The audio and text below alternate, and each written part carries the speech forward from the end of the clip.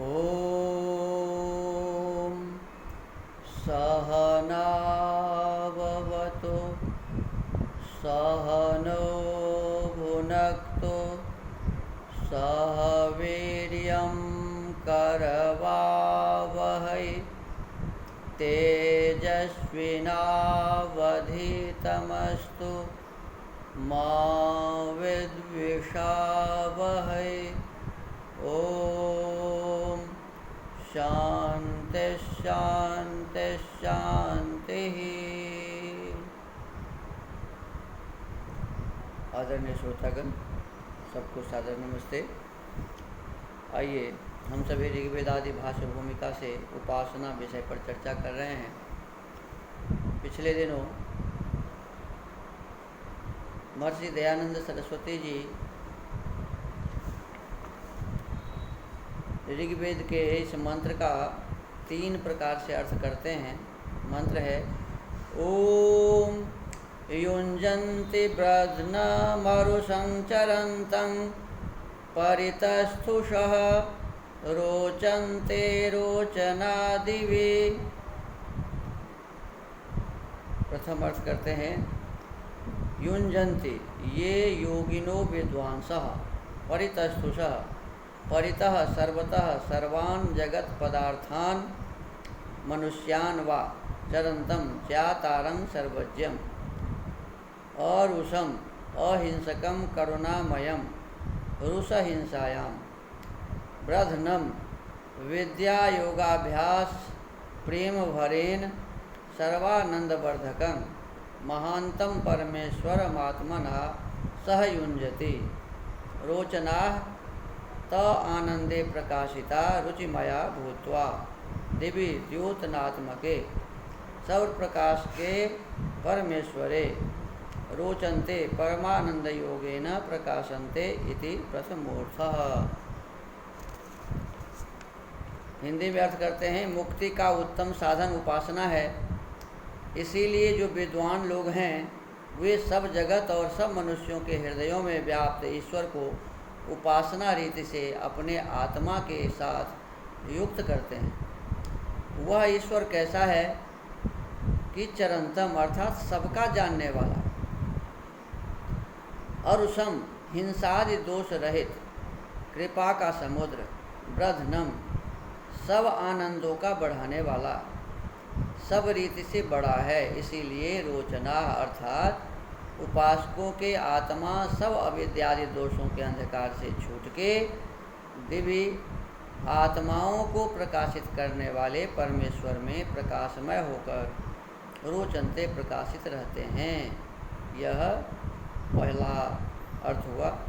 अब दूसरा अर्थ करते हैं अथ द्वितीयः परितस्थुषः चरन्तमरुषमग्निमयं ब्रध्नमादित्यं सर्वे लोकाः सर्वे पदार्थाश्च युञ्जन्ति तदाकर्षणेन युक्ताः सन्ति। एते सर्वे तस्यैव दिवि प्रकाशे रोचनाः रुचिकराः सन्तः रोचन्ते प्रकाशन्ते इति द्वितीयोर्थः। अब दूसरा अर्थ करते हैं कि परितस्थुषः अपनी किरणों से सब ओर व्याप्त होने वाले अग्निमय ब्रध्नम आदित्य को, यहाँ ब्रध्नम का अर्थ सूर्य करते हैं, आदित्य को सब लोक और सब पदार्थ उसके आकर्षण से युक्त हो रहे हैं।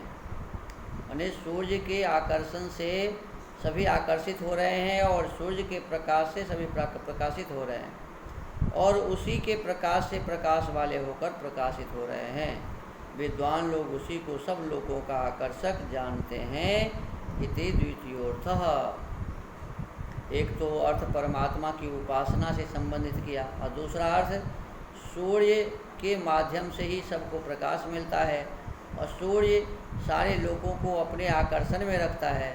तो यह आकर्षण विद्या की बातें भी है, तो हमको विशेष रूप से ध्यान देना चाहिए। फिर तृतीय अर्थ करते हैं अथ तृतीयः य उपासका परितस्थुषः सर्वान् पदार्थान् चरन्तमरुषं सर्वमर्मस्थं ब्रध्नं सर्वावयव वृद्धिकरं प्राणमादित्यं प्राणायामरीत्या दिवि द्योतनात्मके परमेश्वरे वर्तमानं रोचनाः रुचिमन्तः सन्तो युञ्जन्ति युक्तं कुर्वन्ति अतस्ते तस्मिन् मोक्षानंदे परमेश्वरे रोचन्ते सदैव प्रकाशन्ते।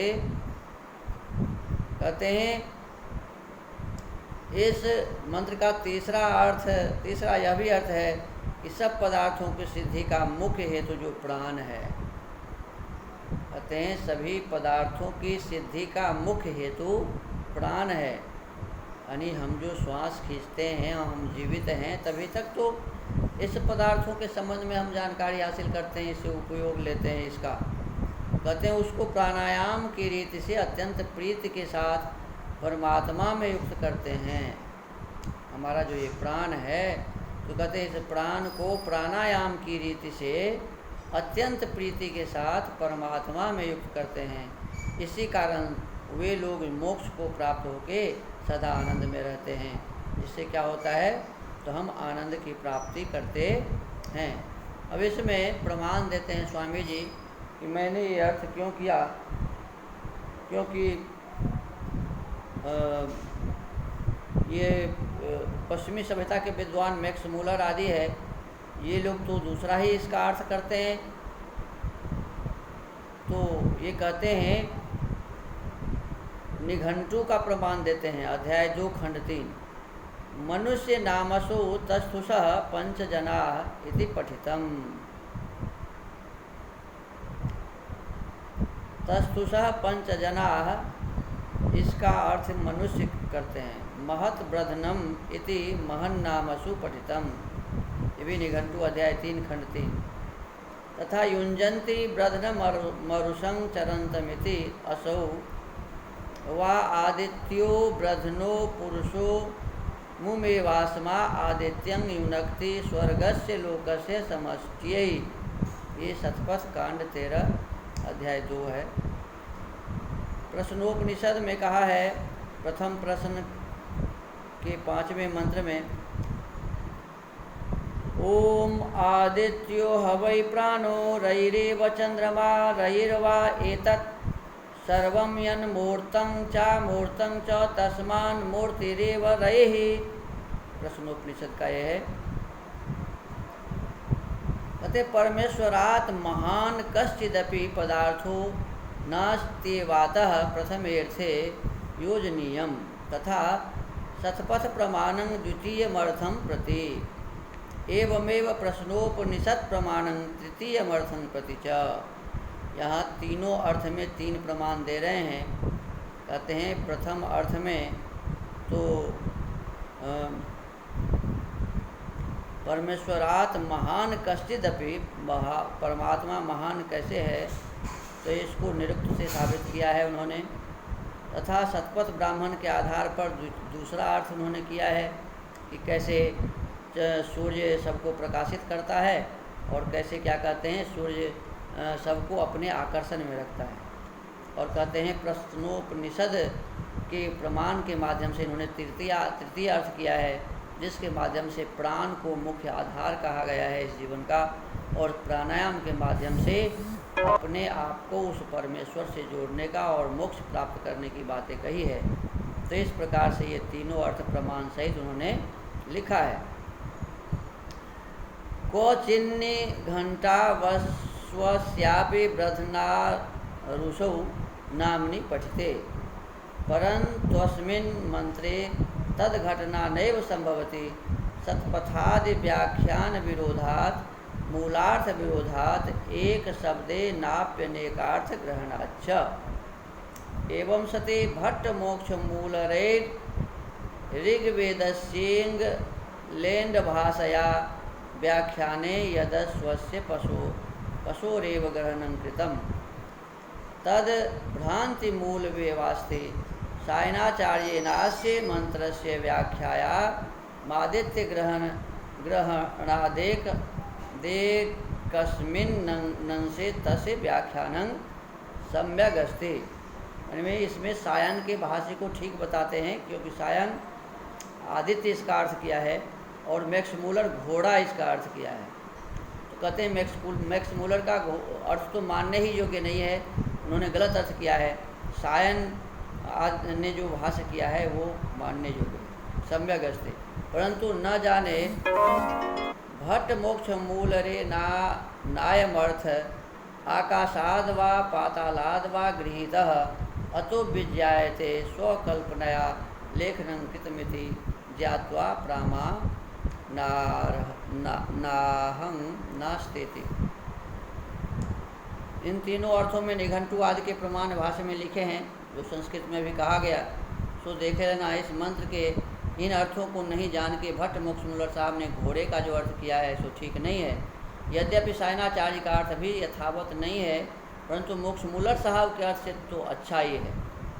कहते हैं बिल्कुल ठीक तो सायन जी का भी अर्थ नहीं है, लेकिन मोक्षमूलर से अच्छा है, क्योंकि प्रोफेसर मैक्समूलर साहब ने इस अर्थ में केवल कपोल कल्पना की है। कहते हैं हमको विशेष रूप से इस विषय पर चिंतन करना चाहिए, मनन करना चाहिए कि किस प्रकार से हमारे पूर्व आचार्यों ने और जर्मनी वालों ने, इंग्लैंड वालों ने किस प्रकार से हमारे इस वेद मंत्रों के अर्थों को गलत साबित करने के लिए उन्होंने गलत अर्थ किया, जो नहीं करना चाहिए ऐसा अर्थ उन्होंने किया। तो हमको इस पर विचार करना चाहिए और हमारे पूर्व जी के जो आचार्य हैं, निघंटु के, हमारे उपनिषद, प्रश्नोपनिषद आदि के, और हमारे जो ब्राह्मण ग्रंथ आदि हैं, तो उसमें जो जिस प्रकार से भाष्य किया हुआ है वेद मंत्रों का, तो उसी का आधार लेकर हमारे स्वामी दयानंद सरस्वती जी ये भाष्य करते हैं। तो हमको आपको भी उचित अर्थ समझकर उसको अपने जीवन में धारण करना चाहिए, उससे उपकार अपने जीवन में करना चाहिए और दूसरों का भी उपकार करना चाहिए। तो इन्हीं शब्दों के साथ आज के इस सत्संग को यहीं विराम। आप सबको नमस्ते, सबको धन्यवाद। ओम।